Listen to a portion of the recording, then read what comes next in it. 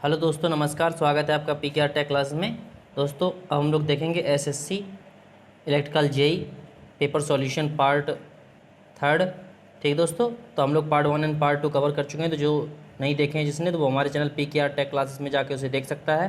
और जिसने channel subscribe नहीं किया तो वो हमारे चैनल पीकेआर टेक क्लासेस को सब्सक्राइब करे, लाइक एंड शेयर करें। ठीक दोस्तों, तो बढ़ते हैं पेपर सॉल्यूशन की ओर।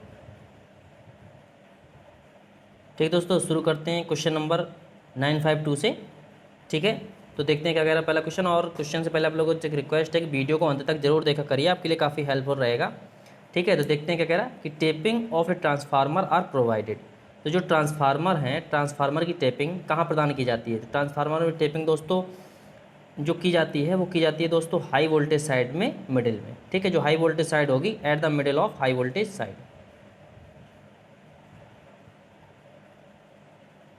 अगला क्वेश्चन क्या कह रहा है, डीसी मशीन वाइंडिंग आर। जो डीसी मशीन में वाइंडिंग होती है वो कैसी होती है? तो दोस्तों डीसी मशीन में होती है वो फुल पेज वाइंडिंग होती है। ठीक है,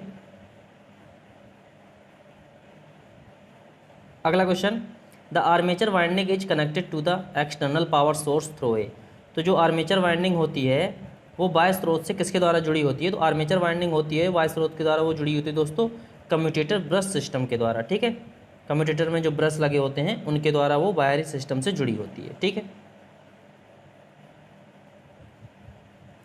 अगला question, the EMF induced in the DC generator armature winding is. तो जो डीसी जनरेटर का आर्मेचर वाइंडिंग होती है उसमें जो ईएमएफ इंड्यूस्ड होता है वो कैसा होता है? तो चूँकि दोस्तों जो आर्मेचर वाइंडिंग होती है दोस्तों उसमें जो इंड्यूस्ड ईएमएफ होता है वो एसी जनरेट होता है। ठीक है, फिर वो कम्यूटेटर से वो एसी में डीसी में, एसी से डीसी में कन्वर्ट होता है। ठीक है, तो जो इंड्यूस्ड ईएमएफ जनरेट होता है आर्मेचर वाइंडिंग में वो एसी होता है। ठीक है, अगला क्वेश्चन क्या कह रहा है, in an auto transformer a part of energy transfer is through. तो ऑटो ट्रांसफार्मर में जो ऊर्जा स्थानांतरण का कुछ भाग है किसके द्वारा किया जाता है? तो जो कि ऑटो ट्रांसफार्मर होता है दोस्तों, तो ऑटो ट्रांसफार्मर इस तरह से होता है। ठीक है, ऑटो ट्रांसफार्मर में एक वाइंडिंग होती है जिसमें एक बीच से टेप कर दिया जाता है। ठीक है, इस तरह से टेपिंग ले ली जाती है, तो ये ऑटो ट्रांसफार्मर होता है। ठीक है, तो ऑटो ट्रांसफार्मर में जो एनर्जी का ट्रांसफ़र होता है दोस्तों वो कंडक्टिवली एंड इंडक्टिवली दोनों प्रकार से होता है। ठीक है, तो उसमें कुछ भाग कैसे, उसमें कुछ भाग कंडक्शन के प्रोसेस के द्वारा भी ट्रांसफ़र होता है। ठीक है, अगला क्वेश्चन, ट्रांसफार्मर का वोल्टेज रेगुलेशन किसके द्वारा दिया जाता है? तो ट्रांसफार्मर का जो वोल्टेज रेगुलेशन होता है, तो ट्रांसफार्मर का वोल्टेज रेगुलेशन क्या होता है? वोल्टेज रेगुलेशन इक्वल टू होता है कि नो लोड वोल्टेज माइनस के क्या होगा, terminal voltage upon no load voltage. ठीक है, स्क्वायर। ठीक है, तो जो वोल्टेज रेगुलेशन होता है वो e not square minus v square upon e not square. ठीक है, तो क्या हो जाएगा, e square minus v square upon e square. अगला question, which is the only transformer whose primary and secondary are connected to each other electrically. निम्न में से कौन सा एक ऐसा ट्रांसफार्मर है जिसके प्राथमिक और द्वितीयक एक दूसरे से वैद्युत रूप से जुड़े होते हैं? तो जो कि दोस्तों अभी पिछले क्वेश्चन में मैंने बात की कि जो ऑटो ट्रांसफार्मर होता है तो उसमें बीच से हम लोग टेपिंग ले लेते हैं, तो उसमें प्राइमरी एंड सेकेंडरी जो होती है वो एक दूसरे से इलेक्ट्रिकली कपल्ड होती है, इसलिए से इसमें जो एनर्जी का ट्रांसफ़र होता है, पावर का ट्रांसफ़र होता है वो कंडक्टिवली एंड इंडक्टिवली दोनों होता है। ठीक है, तो क्या होगा, ऑटो ट्रांसफार्मर। अगला question, in a 3 phase induction motor a balanced 3 phase supply as which electrical angle separation. 3 phase प्रणाली मोटर में अगर संतुलित 3 फेज की आपूर्ति किस वैद्युत कोण पृथक्करण के साथ होती है? तो 3 फेज सप्लाई अगर बैलेंस कंडीशन है तो उसमें जो फेज एंगल होता है, ठीक है, जो फेज एंगल होगा उसके फेज डिफरेंस का वो होगा 120 डिग्री। ठीक है, 3 फेज सप्लाई है अगर तो। अगला क्वेश्चन क्या कह रहा है, the slip of induction motor is 0.04 and frequency of motor 60 hertz, hence the rotor current frequency. एक इंडक्शन मोटर जिसकी स्लिप है 0.04 एंड मोटर की फ्रिक्वेंसी है 60 हर्ट्ज, तो रोटर फ्रिक्वेंसी पूछ रहा है, तो रोटर की फ्रिक्वेंसी एफ आर बराबर होता है एस इंटू एफ है सप्लाई फ्रिक्वेंसी। ठीक है, तो स्लिप दिया है दोस्तों 0.04 एंड जो सप्लाई फ्रिक्वेंसी है वो है 60 हर्ट्ज, तो ये हो जाएगा कितना, 240। 2 अंक के बाद दशमलव लगा देंगे तो आ जाएगा 2.4 हर्ट्ज। ठीक है, 2.4 हर्ट्ज। अगला question, which single phase motor would you select for a tape recorder, मतलब टेप रिकॉर्डर की आप सिंगल फेज मोटर को कौन सा चयन करेंगे, कौन सा सिंगल फेज। तो दोस्तों टेप रिकॉर्डर के लिए मतलब ऐसी मोटर जो साइलेंट स्पीड मतलब साइलेंट कंडीशन पे चलती हो, जो ज़्यादा शोर नहीं करती, बिल्कुल साइलेंट चलती है, तो ये होती है दोस्तों हिस्टेरिसिस मोटर। ठीक है, ये हिस्टेरिसिस मोटर होती है जो साइलेंट कंडीशन में चलती है और इसमें वाइंडिंग नहीं होती है। ठीक है, ये मैग्नेटिक मटेरियल की बनी होती है।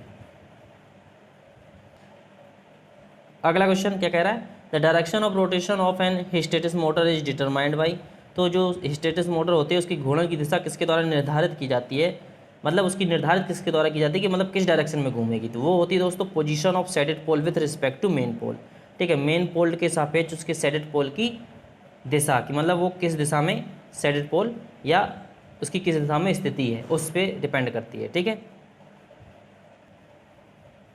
अगला क्वेश्चन क्या कह रहा है, in a capacitor start and run motor the function of the running capacitor in series with the auxiliary winding is to, तो जो capacitor and capacitor run motor जो होती है तो उसमें जो रनिंग कैपेसिटर होता है उसका क्या फंक्शन होता है ऑक्सिलरी वाइंडिंग के साथ में, तो दोस्तों वो ऑक्सिलरी वाइंडिंग के साथ में क्या करता है कि वो पावर फैक्टर को सुधारता है। ठीक है, इम्प्रूव द पावर फैक्टर। ठीक है, अगला question, the purpose of stator winding in the compensated repulsion motor is to, तो जो कंपनसेटेड रिपल्सन मोटर होती है उसमें स्टेटर वाइंडिंग का क्या पर्पज है या क्या उद्देश्य है, तो दोस्तों जो स्टेटर वाइंडिंग होती है कंपनसेटिंग रिपल्सन मोटर में तो वो पावर फैक्टर को इम्प्रूव करती है एंड उसका जो स्पीड रेगुलेशन होता है उसको बेटर करती है। तो क्या होगा, improve power factor and provide better speed regulation. ठीक है, अगला question, A hysteresis motor works on the principle of, तो जो हिस्टेरिसिस मोटर होती है वो किसके सिद्धांत पर कार्य करती है दोस्तों, तो इसके नाम से ही पता चलता है कि हिस्टेरिसिस मोटर, तो ये हिस्टेरिसिस लॉस पर, ये हिस्टेरिसिस लॉस के सिद्धांत पर कार्य करती है। ठीक है, अगला क्वेश्चन क्या कह रहा है कि torque developed by a single phase induction motor at starting is, तो स्टार्टिंग कंडीशन में सिंगल फेज मोटर में टॉर्क डेवलप्ड होता है, क्या होता है, तो दोस्तों चूँकि हम लोग जानते हैं कि जो सिंगल फेज मोटर होती है दोस्तों वो सेल्फ स्टार्टिंग नहीं होती है, तो जो स्टार्टिंग कंडीशन में उसका टॉर्क होता है वो जीरो होता है। ठीक है, इसलिए हम लोग जो सिंगल फेज मोटर होती है उसको स्टार्टिंग बनाते हैं स्प्लिट फेज करके, ठीक है, कैपेसिटर लगा के। ठीक है, तो उसको हम लोग स्टार्टिंग बनाते हैं कंडीशन कर, उसको फेज को स्प्लिट करके या फेज डिफरेंस करके वाइंडिंग में। ठीक, अगला क्वेश्चन क्या कह रहा है, what are the advantages of DC transmission system over AC transmission system, मतलब एसी ट्रांसमिशन सिस्टम की तुलना में डीसी ट्रांसमिशन सिस्टम के क्या लाभ हैं, तो चूँकि डीसी ट्रांसमिशन सिस्टम सबसे पहले तो इकोनॉमिकल होता है, DC system is economical, there is no skin effect in DC system, DC system में कोई भी स्किन प्रभाव नहीं होता है, and corona limits are highest for DC circuit as compare to AC circuit, AC परपथ की तुलना में डीसी परपथ की जो कोरोना सीमाएं हैं वो उच्चतम होती हैं। तो इसमें क्या हो जाएगा, ऑल ऑप्शन आर करेक्ट। ठीक है, सभी विकल्प सही है। अगला क्वेश्चन क्या कह रहा है, the high voltage line which feeds the substation distribution transformer represents, जो उच्च वोल्टेज वाली लाइन होती है जिसके द्वारा सबस्टेशन को आपूर्ति दी जाती है और वितरण ट्रांसफार्मर किसका प्रतिनिधित्व करते हैं, तो जो डिस्ट्रीब्यूशन ट्रांसफार्मर होते हैं तो उनमें जो सब स्टेशन से सप्लाई आती है और डिस्ट्रीब्यूशन ट्रांसफार्मर जो फिर सप्लाई देते हैं तो वो दोस्तों प्राइमरी डिस्ट्रीब्यूशन में आता है। ठीक है, जब मतलब हम लोग डिस्ट्रीब्यूशन ट्रांसफार्मर जब सप्लाई देते हैं तो प्राइमरी डिस्ट्रीब्यूशन में आता है। ठीक है, तो क्या होगा, प्राइमरी डिस्ट्रीब्यूशन।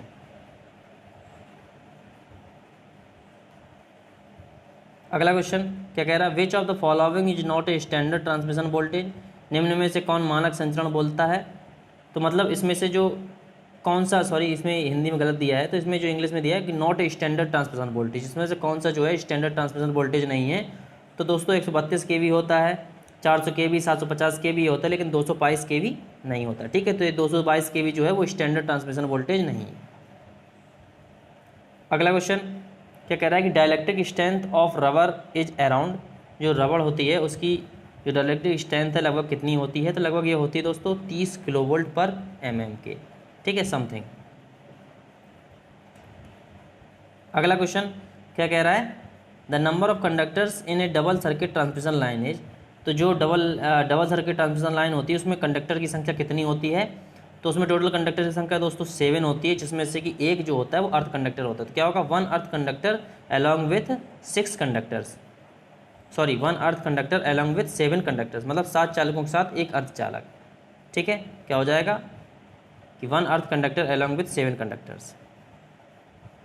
अगला question, the earth conductor carried in high voltage transmission line is, जो उच्च वोल्टेज ट्रांसमिशन लाइन में जो अर्थ कंडक्टर होता है वो कहाँ पर होता है, तो दोस्तों वो होता है एबव द लाइन कंडक्टर्स। ठीक है, लाइन कंडक्टर्स के ऊपर।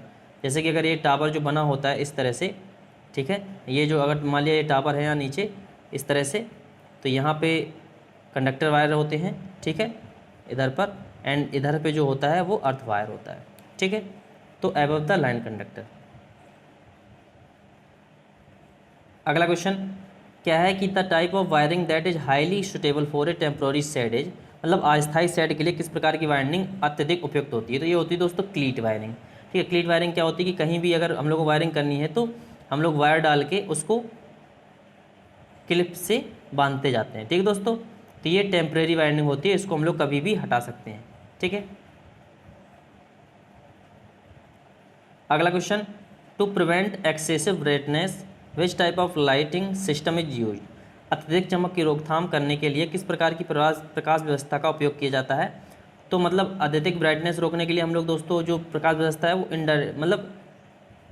इनडायरेक्टली अगर जो प्रकाश व्यवस्था है उसको हम लोग यूज करें, मतलब इनडायरेक्ट लाइटिंग सिस्टम, उसमें क्या होता है कि उसमें जो प्रकाश होता है, ठीक है, उसमें जो प्रकाश होता है वो 90 डिग्री सिर्फ जहाँ पे हमें चाहिए वहाँ पड़ता है, बकाया 10% प्रकाश हमें मिलता है, बकाया 90% प्रकाश जो होता है वो रिफ्लेक्ट होके ऊपर चला जाता है। ठीक है, जहाँ से लाइट लगी होगी तो शेड पे ऊपर चला जाएगा, बकाया 10% हमें प्रकाश नीचे मिलेगा, तो उससे जो ब्राइटनेस है या ग्लेयर है, चमक या चौंध है, वो कम होती है। ठीक है, अगला क्वेश्चन क्या कह रहा है, Ohm's law is applicable to, Ohm का नियम निम्न में से किसके लिए लागू होता है, तो कांस्टेंट एंड वेरिएबल टेम्परेचर, नहीं, constant temperature, variable temperature, any of the option, तो कांस्टेंट टेम्परेचर के लिए, क्योंकि ओम्स लॉ होता है उसमें जो भौतिक अवस्थाएं होती हैं, constant temperature and constant pressure, ठीक है, तो उस पर जो वोल्टेज एंड करंट होता है वो वोल्टेज इन्वर्सली प्रोपोर्शनल होता है करंट के। ठीक है, ये ओम का नियम होता है, तो जो कांस्टेंट टेम्परेचर होगा वहाँ पे ओम्स लॉ एप्लीकेबल होगा। अगला question, most of the fuses operated due to, जो फ्यूज होते हैं वो किसके कारण से कार्य करते हैं, किसके, जो फ्यूज होता है वो किस कारण से कार्य करता है, तो वो होता है दोस्तों हीटिंग इफेक्ट ऑफ करंट, वो करंट के हीटिंग इफेक्ट पर कार्य करता है। जो फ्यूज होता है वो मेल्ट करके ही सर्किट को ब्रेक करता है। ठीक है, तो उसमें जो उसकी फ्यूजिंग करंट होती है वो उसकी फ्यूज रेटिंग से ऑलवेज ज़्यादा होती है। ठीक है दोस्तों,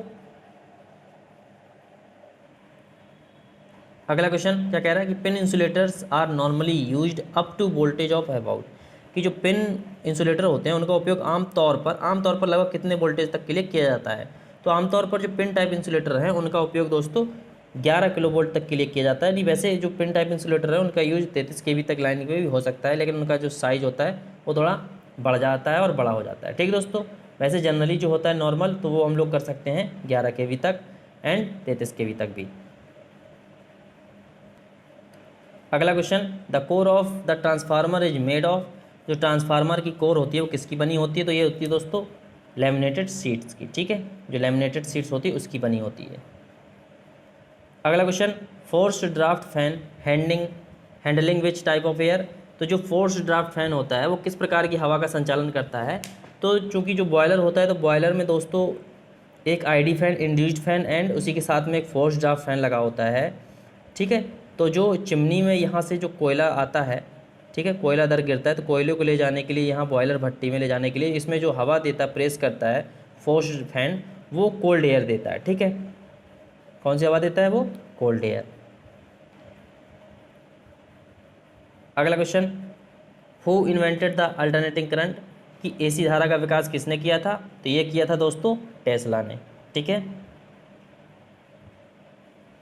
अगला question, the function of inert gas in filament lamps, तो जो फ्लामेंट लैंप होती है उनमें इनर्ट गैस का क्या फंक्शन होता है, क्या कार्य होता है, तो दोस्तों जो इनर्ट गैस भरी जाती है वो इसलिए भरी जाती है कि जो अगर जब हमारी कोई लैंप जल रही होती है तो उसके जो वाष्पीकरण का प्रभाव है उनको न्यूनतम करना, मतलब minimize the effect of evaporation during service. ठीक है,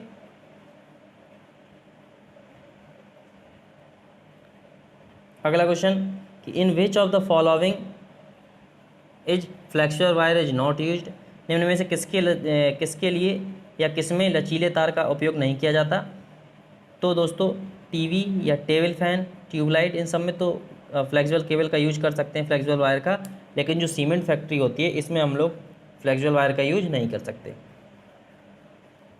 अगला क्वेश्चन क्या कह रहा है कि the gas used in gas filled filament lamp. तो जो गैस फिल्ड फिलामेंट लैम्प होता है उसमें कौन सी गैस यूज करते हैं? तो वो होती है दोस्तों हीलियम। ठीक है, हीलियम या मरकरी। ठीक है, कोई भी इनर्ट गैस हम लोग यूज कर सकते हैं गैस फिल्ड फिलामेंट लैम्प में। अगला क्वेश्चन कि the output of tungsten filament lamp depends on. Tungsten के तंतु का जो आउटपुट है किस पर निर्भर करता है? तो वो दोस्तों करता है टेम्परेचर ऑफ फिलामेंट पर। ठीक है, तंतु के तापमान पर उसका आउटपुट निर्भर करता है कि वो कितना रोशनी देगा। ठीक है, अगला क्वेश्चन क्या कह रहा है कि in arc welding the voltage on AC supply system is in the range. तो जो आर्क वेल्डिंग सिस्टम होता है उसमें जो एसी सप्लाई सिस्टम होगा वोल्टेज का, वो रेंज कितनी हो सकती है? तो वो दोस्तों होती है रेंज लगभग 70 से 1000 वोल्ट तक हो सकती है। ठीक है, 70 वोल्ट से 1000 वोल्ट तक। अगला क्वेश्चन क्या कह रहे हैं, निम्न में से कौन एक वेल्डिंग सहायक उपकरण नहीं है? तो इनमें से दोस्तों इलेक्ट्रोड होल्डर होता है, हैंड स्क्रीन भी होती है, ग्लव्स भी होते हैं, जो केबल होती है ये वेल्डिंग एसेसरीज नहीं है। ठीक है, अगला question the temperature inside a furnace is usually measured by. तो जो भट्टी के अंदर का तापमान है आमतौर पर किसके द्वारा मापा जाता है? तो ये होता है दोस्तों ऑप्टिकल पायरोमीटर के द्वारा हम लोग फर्नेस के अंदर का टेम्परेचर मापते हैं। ठीक है, अगला क्वेश्चन इन electric resistance welding. Electric resistance welding में क्या होता है कि उसमें दोस्तों the current required exceed 100 ampere, मतलब 100 एम्पियर से अधिक करंट की आवश्यकता होती है। एंड जो वोल्टेज रिक्वायर्ड है वो 4 से 12 वोल्ट की सीमा में हो लगभग। And amount of power supplied in the weld usually range from 60 watt to 80 watt for each square mm of area. तो इसमें जो ऑल ऑप्शन है वो सारे सारे सही हैं कि जो इलेक्ट्रिक रेजिस्टेंस वेल्डिंग होती है उसमें ये सारी कंडीशंस रिक्वायर्ड होती हैं। ठीक है, अगला question which of the following is a trivalent. निम्न में से कौन सा एक त्रिसंयोजक है? मतलब ट्राइवेलेंट अगर हम लोग मिलाएंगे तो हम लोगों को, अगर किसी भी सेमीकंडक्टिंग मटेरियल में हम लोग ट्राइवेलेंट इम्प्योरिटी मिलाएंगे तो हम लोगों को पी टाइप का मटेरियल प्राप्त होगा। अगर हम लोग 5 संयोजकता वाली अगर मिलाएंगे, हम लोग 5 ट्राइवेलेंट जो 5 संयोजकता वाला मटेरियल मिलाएंगे तो हम लोगों को एन टाइप का मटेरियल प्राप्त होगा। तो यहाँ से अगर हम ट्राइवेलेंट इसमें कौन कौन सा होता है तो दोस्तों इंडियम, बोरान, एल्यूमिनियम, ये सारे के सारे ट्राइवेलेंट इम्प्योरिटी है। ठीक है, ट्राइवेलेंट संयोजक है। ठीक है,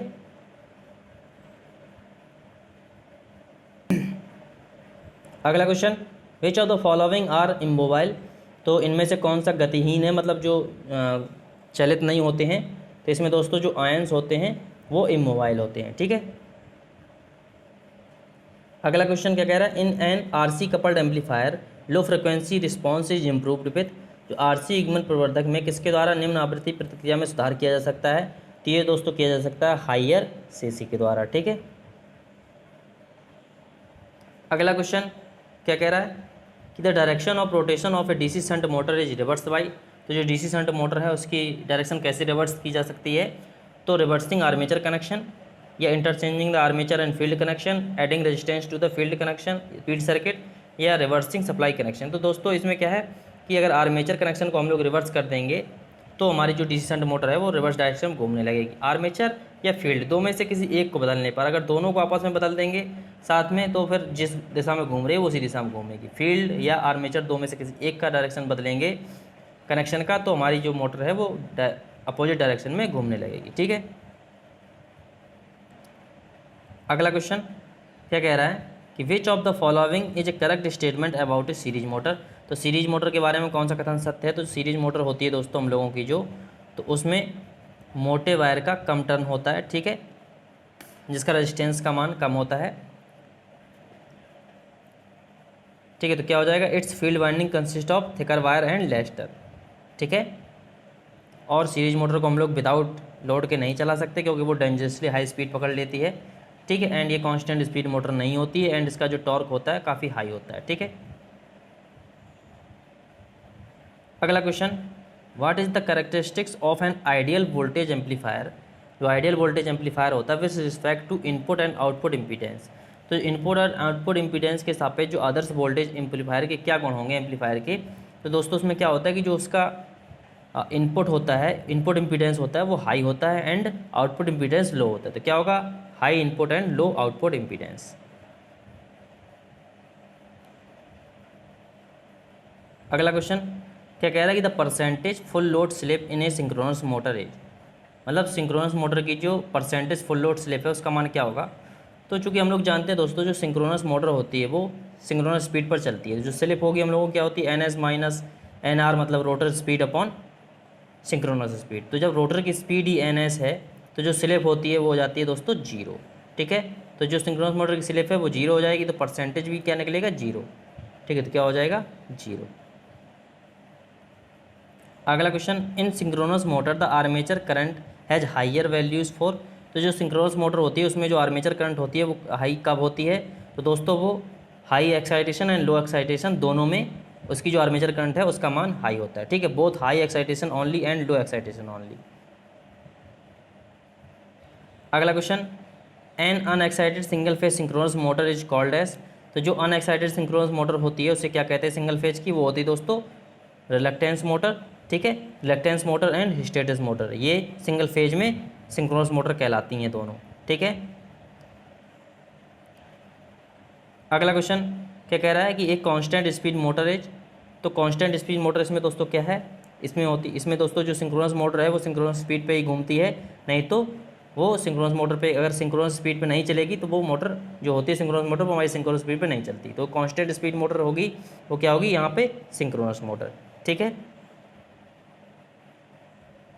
अगला question, in a synchronous motor it the back EMF is approximately equal to the applied voltage then. अगर एक सिंक्रोनस मोटर है तो उसका जो बैक EMF है वो अप्लाइड वोल्टेज के बराबर हो जाएगा लगभग। तो क्या होगा, तो दोस्तों जब अप्लाइड वोल्टेज के बराबर हो जाएगा जो बैक EMF है EV इक्वल टू हो जाएगा अप्लाइड वोल्टेज के V के। तो जो उसका पावर फैक्टर है वो यूनिटी हो जाएगा एंड जो उसका एक्साइटेशन है वो 100% कहलाएगा। ठीक है, यूनिटी कंडीशन पे एक्साइटेशन जो है वो 100% कहलाएगा। क्या होगा, the excitation is said to be 100%। ठीक दोस्तों, अगला क्वेश्चन एंड इस क्वेश्चन पेपर सेट का लास्ट क्वेश्चन। ठीक है, एंड हम लोगों के इस पार्ट का भी लास्ट क्वेश्चन। तो देखते हैं क्या है कि ए synchronous motor can operate at. तो एक जो सिंक्रोनस मोटर होती है वो किस पे ऑपरेट हो सकती है या किस पे कार्य कर सकती है। तो जो सिंक्रोनस मोटर होती है दोस्तों वो हम लोगों की lagging, leading and unity power factor सभी पर कार्य कर सकती है। ठीक है, और सिंक्रोनस मोटर का यूज हम लोग पावर फैक्टर करेक्शन के लिए भी यूज करते हैं, पावर फैक्टर इंप्रूवमेंट के लिए भी यूज करते हैं। ठीक दोस्तों, तो ये था हम लोगों का SSC JEE electrical paper solution का पार्ट 3। ठीक है दोस्तों, हमने इसमें सारे क्वेश्चन सॉल्व कर लिए हैं। और आप लोगों को अगर वीडियो पसंद आता है तो हमारे चैनल PKR टेक क्लासेस को सब्सक्राइब करें, लाइक एंड शेयर करें। ठीक दोस्तों, धन्यवाद।